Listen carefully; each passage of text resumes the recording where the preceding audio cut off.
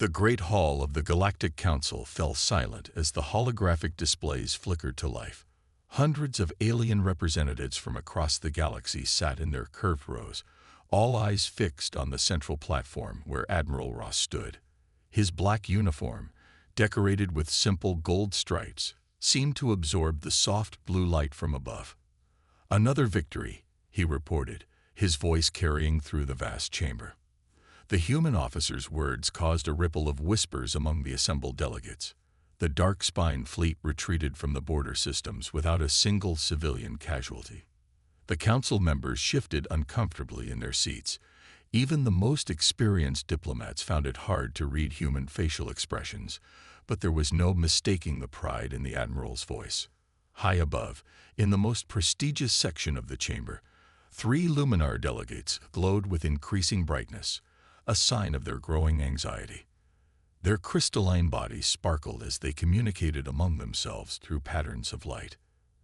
"That makes 17 successful military operations in just 3 cycles," said First Speaker Tom, the head of the council. He was an old stellar, a race of tall, silver-skinned beings known for their wisdom. "The human forces seem unstoppable." Admiral Ross nodded, pressing a button on his wrist device. The holographic display changed to show dozens of human warships, their dark shapes blocking out the stars behind them. "Our response time is improving. We can now deploy a battle fleet anywhere in controlled space within 6 hours." More whispers filled the chamber. A delegate from the plant-like Green Collective rustled his leaves nervously. "And these ships, how many worlds could they destroy?" "That's not our purpose," Ross replied firmly. "We're here to maintain peace." But the council members had seen the footage. Human ships moving with terrible precision, their weapons turning space itself into a weapon. Their soldiers advancing in perfect formation, protected by armor that seemed to shrug off any attack. First Speaker Tom raised his hand for silence. "Admiral, the Council appreciates humanity's assistance in maintaining order. But there are concerns. Your species emerged from your home world just 200 years ago. Yet now you possess one of the largest military forces in known space. You understand our worry." Ross straightened his back. "We do what's necessary to protect."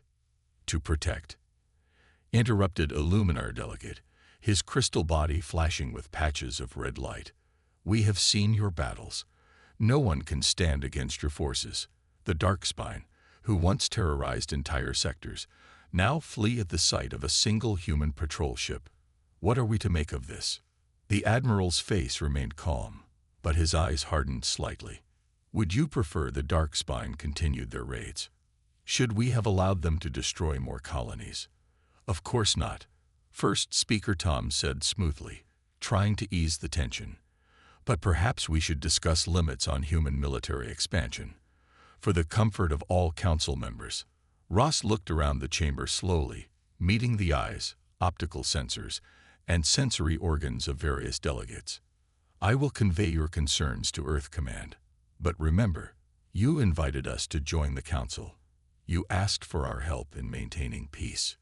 And you have helped," Tom agreed. "Most efficiently. Most thoroughly." After the Admiral left, the council chamber erupted in debate. The Luminars glowed like small suns in their agitation. The Green Collective representatives huddled together, their leaves trembling. Even the usually stoic stellar delegates looked troubled. "We must know more," First Speaker Tom declared finally. "I propose we send an observer to study the humans more closely, someone experienced in analyzing new species, someone who can tell us if our fears are justified." The vote was unanimous. As the council members filed out of the chamber, their conversations were filled with questions about humans. How had they become so powerful so quickly? What were their true intentions? And most importantly, what would happen if they ever turned their full military might against the council itself? None of them noticed the slight smile on Admiral Ross's face as he headed back to his ship. Everything was going according to plan, though perhaps not the plan they feared. Marcus stood at the observation window of his diplomatic shuttle, his silver skin reflecting the blue glow of Earth's atmosphere. As a member of the ancient stellar race, he had seen many worlds, but Earth still managed to surprise him. "We're approaching New Pacific Naval Base," announced the human pilot. "Please prepare for landing." The massive facility spread out below them, covering several artificial islands in the middle of the ocean. Hundreds of warships floated in neat rows, their dark hulls gleaming in the morning sun. Aircraft moved in precise patterns overhead, while smaller vessels patrolled the waters between the islands. Marcus made notes on his data pad. Everything looked efficient, organized, and utterly military, just as the Council feared. The shuttle landed smoothly on a platform near the base's command center. A small group of officers waited to greet him, led by Commander James of Earth's Diplomatic Corps. He was a tall human with gray hair and a friendly smile that didn't quite reach his eyes. "Welcome to Earth, Representative Marcus," James said, extending his hand in the human greeting custom. "We hope your stay will be informative." Marcus touched hands briefly, noting how the commander's other hand rested near his weapon. "Always ready, these humans. Always alert." "The Council appreciates your cooperation," Marcus replied. "Few species allow such close observation of their military facilities." James's smile widened slightly. "We have nothing to hide." They toured the base for hours. Marcus saw training grounds where human soldiers practiced combat moves that seemed impossibly fast. He watched pilots run simulations in machines that could mimic any battle condition. In one massive underground chamber, engineers worked on ships that seemed to bend light around their hulls. "Your technology is impressive," Marcus commented, trying to keep his voice neutral. "Especially for such a young species." Commander James nodded. "We advance quickly when we need to. When you need to fight. When we need to protect." They reached a viewing platform overlooking the main harbor. A massive carrier was just returning from patrol, its deck crowded with aircraft. Smaller ships moved aside to make way, their movements as coordinated as a dance. "Tell me, Commander," Marcus said carefully, "why does humanity maintain such a large military force? The Council's records show your species spent much of its history fighting among themselves. Are you preparing for something similar on a galactic scale?" James turned to face him, his expression serious. "You've read our history. All those wars, all that destruction. Don't you think we learned something from it?" Before Marcus could respond, alarms started blaring across the base.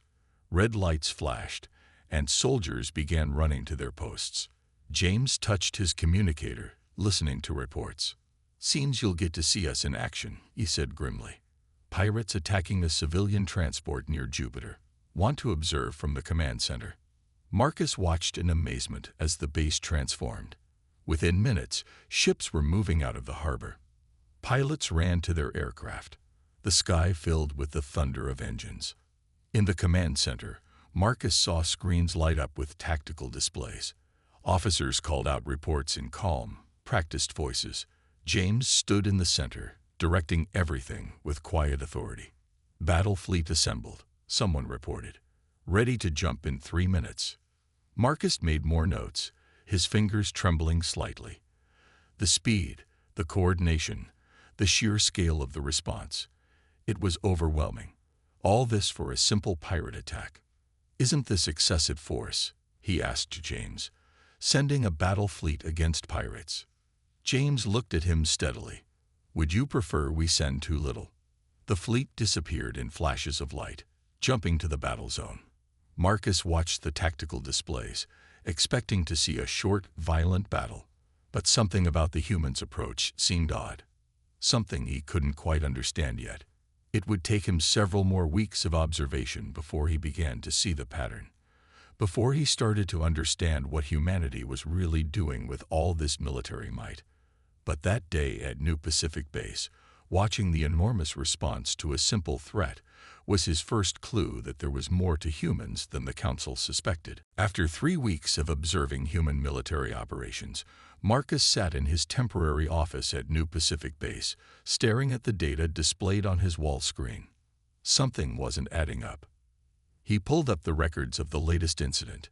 2 days ago, a group of Dark Spine raiders had attacked a small mining colony.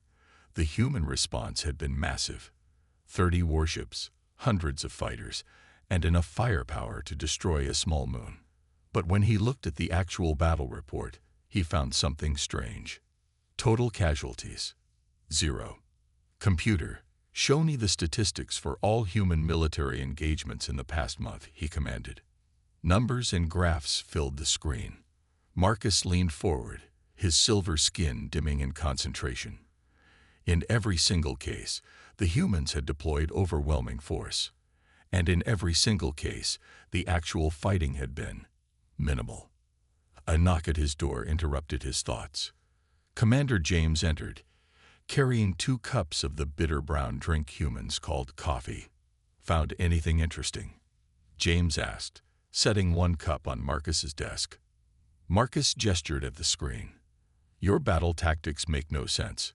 Oh, last week, when those smugglers tried to run the blockade near Mars, you sent 5 destroyers after a single small ship. The week before that, an entire battle group responded to a minor border dispute. And yesterday, Marcus pulled up another report. Yesterday you mobilized enough forces to conquer a planet, just to deal with some pirates. James sipped his coffee calmly.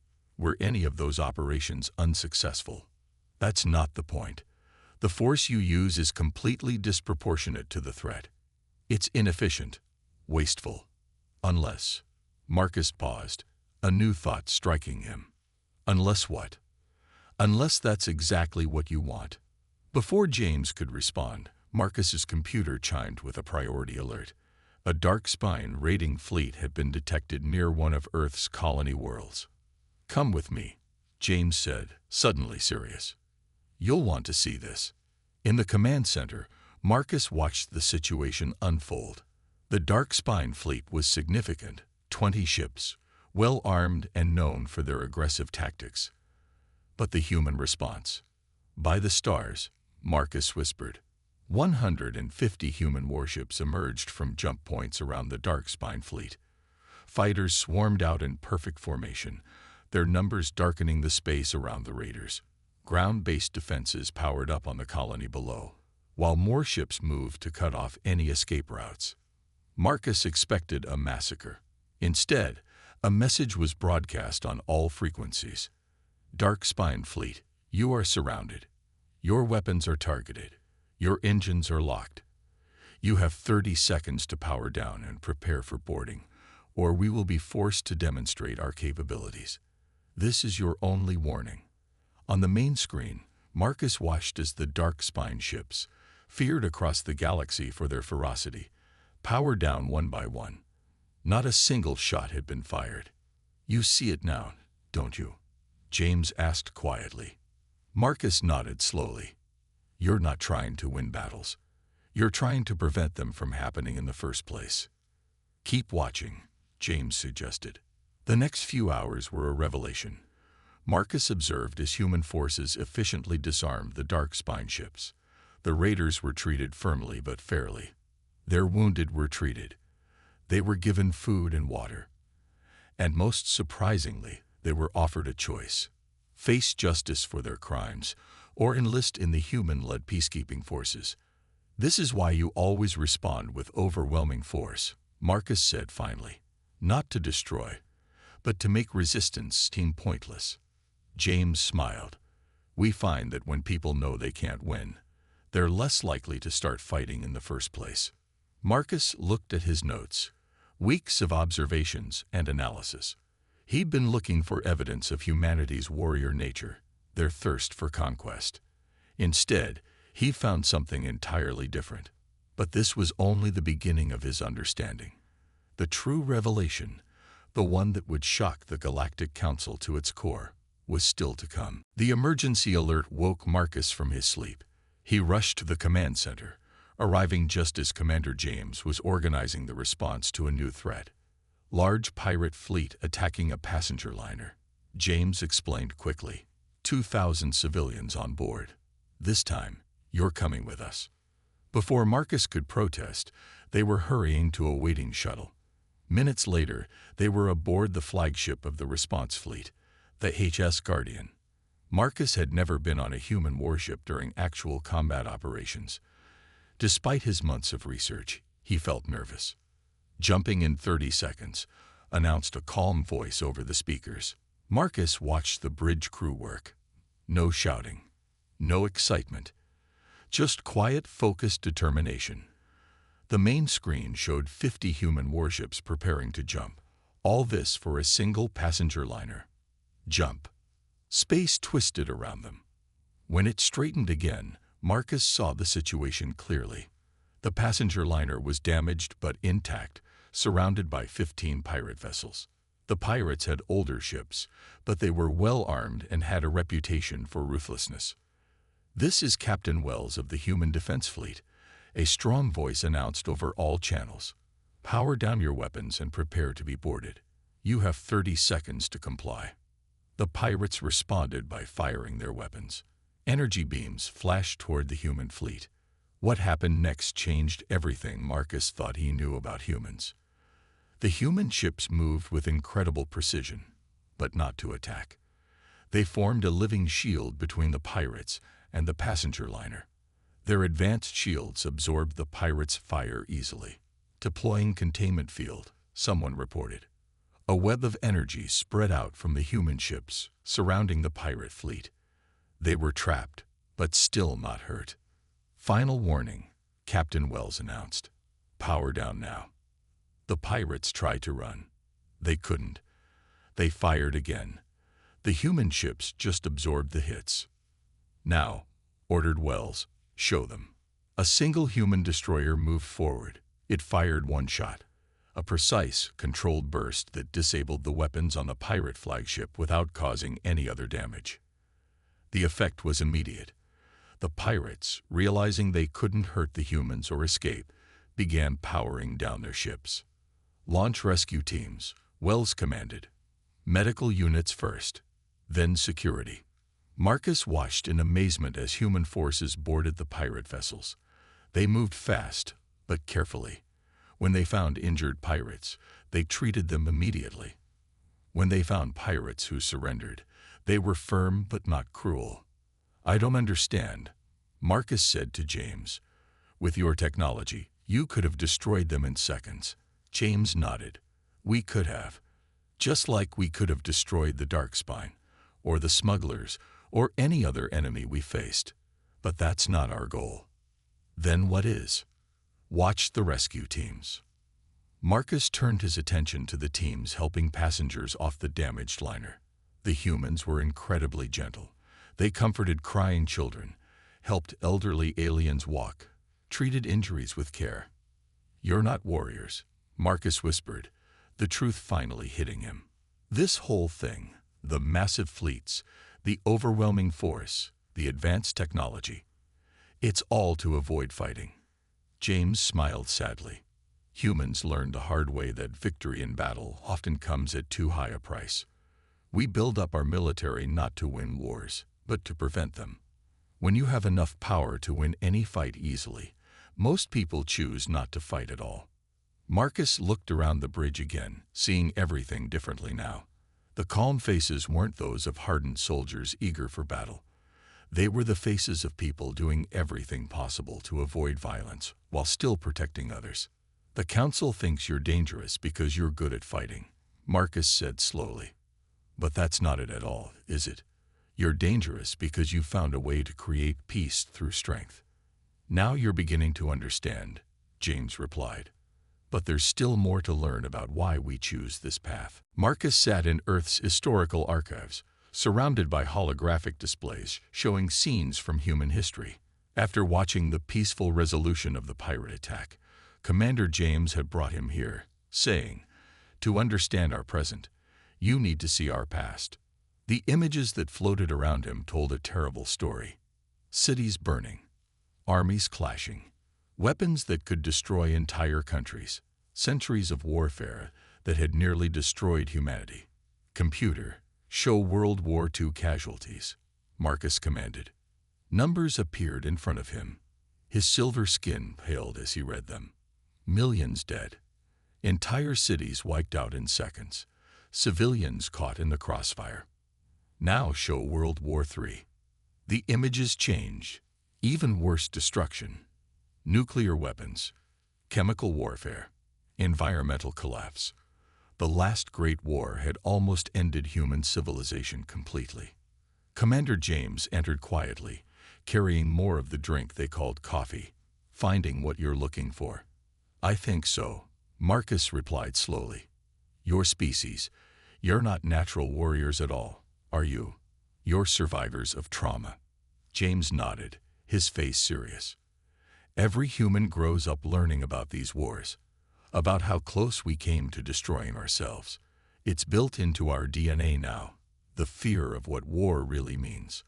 Marcus gestured at a hologram showing modern human warships. So you built all this? Because we never want anyone to experience what we did, James finished. When we reached the stars and found other species, we made a choice. We would build the strongest military force possible, not to fight wars, but to prevent them. Through overwhelming force, Marcus understood now. By making the cost of fighting so high that no one would dare start a conflict. Exactly. James touched a control panel, and new images appeared.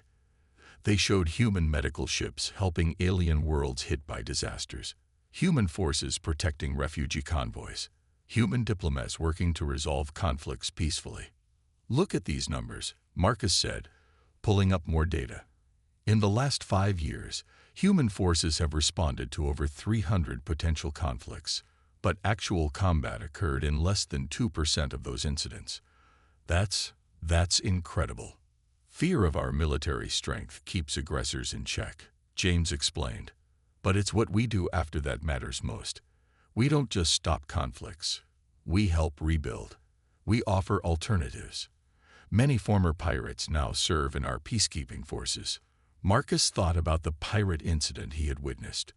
The medical teams. They were ready even before the fighting could start. Because we knew there wouldn't be any real fighting. Our response was so overwhelming that fighting would have been pointless. That's always our goal, to be so strong that violence becomes meaningless. A new alert flashed on Marcus's screen. He read it quickly, then looked at James in surprise. The Dark Spine. There, requesting human protection for their trade routes. James smiled. Former enemies often become our strongest allies. They've seen how we operate. They know we'll defend them as fiercely as we defend everyone else. All those times the Council thought you were preparing for war. We were preparing to keep the peace. It's not easy. It requires constant vigilance, massive resources, and perfect control. One mistake, one act of unnecessary violence, and our entire approach fails. Marcus stood up, his decision made. I need to report to the Council, but not what they expected me to report.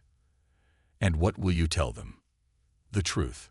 That humanity isn't the galaxy's greatest warrior species. You're its most determined peacekeepers. That your military isn't built for conquest, but for prevention. That your strength comes not from your ability to win wars, but from your absolute determination to avoid them. James walked with Marcus to the door of the archives. Do you think they'll understand? They have to, Marcus replied. Because the galaxy doesn't need to fear humans. It needs to learn from them. As they left, the holograms continued to play behind them, showing humanity's journey from a species that nearly destroyed itself through war to one that had found a better way to keep the peace. The Galactic Council chamber was packed. Word had spread that Representative Marcus was returning with his report on humans, and no one wanted to miss it. Admiral Ross sat quietly in the observer section, while Commander James stood at the back of the hall. First, Speaker Tom called for order, his silver skin glowing softly in the chamber's light. Representative Marcus, you have spent 3 months studying human military operations. The Council awaits your findings. Marcus stepped onto the central platform. The holographic displays came to life around him, showing images of Earth's massive fleets and military bases.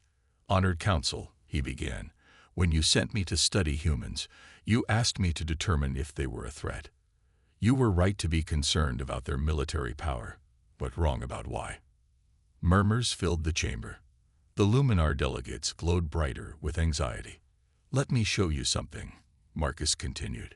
He activated a new display, showing the recent pirate attack on the passenger liner. The council members watched as the huge human fleet responded, surrounded the pirates, and resolved the situation without a single death. This is not an exception, Marcus explained. This is their standard approach. Computer, show statistics for human military engagements over the past year. Numbers filled the air. The council members leaned forward, trying to understand. Look at these figures, Marcus said.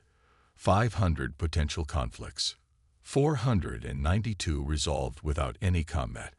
0 civilian casualties. 0 unnecessary deaths.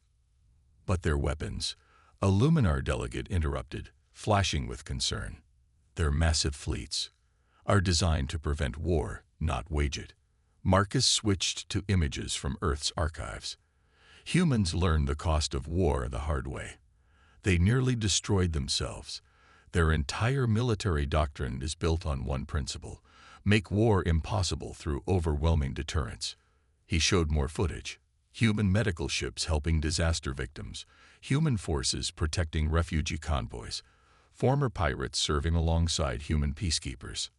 We thought they were gathering military power to conquer, Marcus continued. Instead, they gathered it to protect. They don't win wars. They prevent them. They don't seek battles. They make battles pointless. First Speaker Tom raised his hand. But the resources they commit, sending entire battle fleets to stop simple pirates. Because it works, Marcus replied. When faced with overwhelming force, most aggressors choose peace, and when they do, humans don't punish them. They help them find a better path.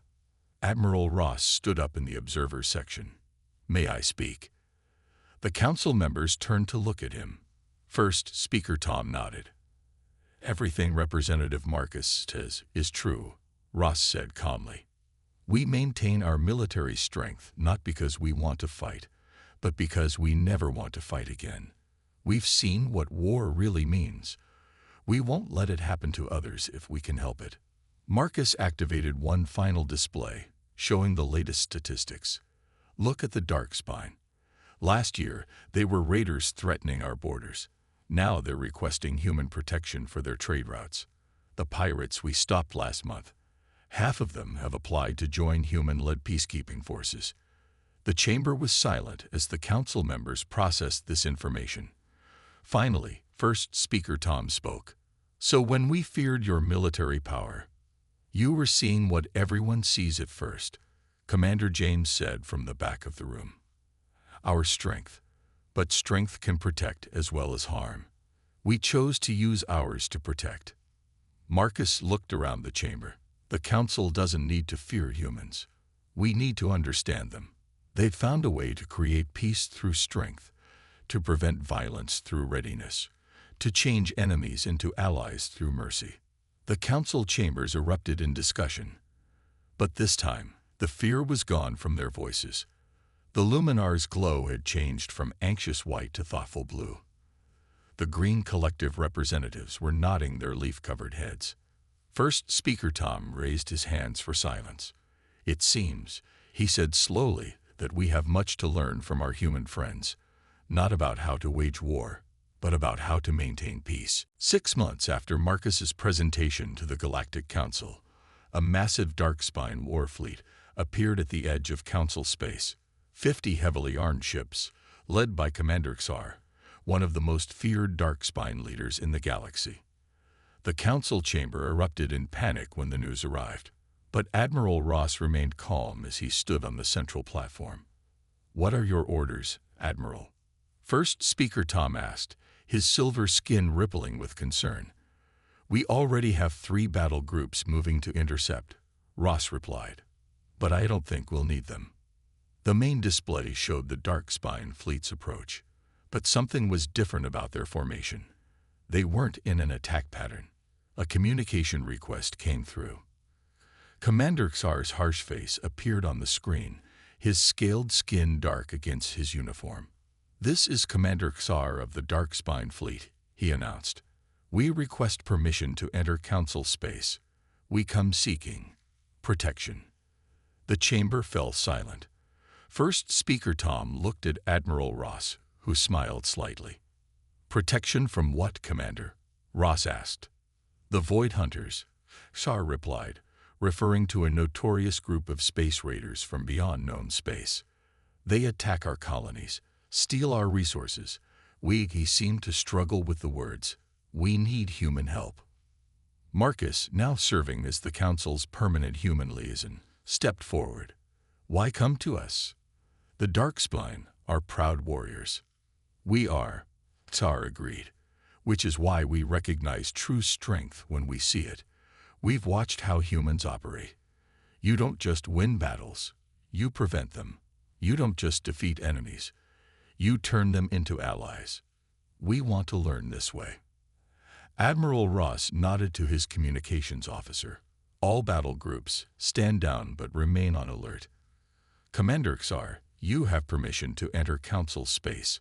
We'll escort you to our nearest base to discuss terms." As the Darkspine fleet moved peacefully into Council territory, Marcus watched the reactions around the chamber.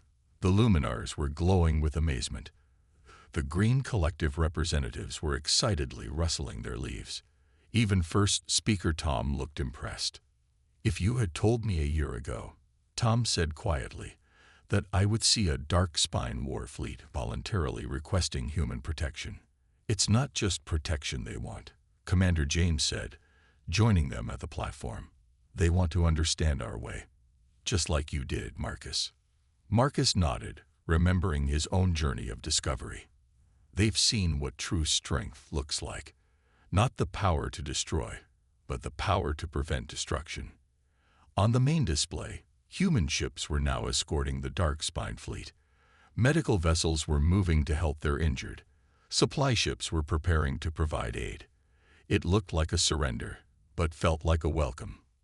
The latest reports show similar requests coming in from across the galaxy, Admiral Ross announced to the Council. Former raiders, independent worlds, even some isolated species we've never contacted before. They all want what the Darkspine want, to learn our way of peace through strength. First Speaker Tom stood, addressing the full Council. "When we first feared human military power, we were like children seeing a shield and thinking it was a weapon. Now we understand. Humanity's greatest strength isn't their ability to fight wars. It's their determination to prevent them," Marcus finished. As if to prove the point, another report came in.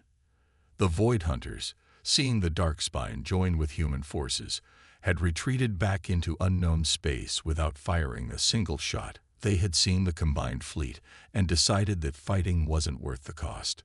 "That's another battle prevented," Commander James said with satisfaction. "Another war avoided, another day of peace maintained." "Through strength," Marcus added. "Through understanding," First Speaker Tom corrected. Admiral Ross smiled as he watched the peaceful integration of the Darkspine fleet. "Through both," he said quietly. "Always through both." And in that moment, watching former enemies become allies without a shot being fired, the galaxy finally understood what humanity had known all along. That true power isn't about winning wars, but about making wars unnecessary.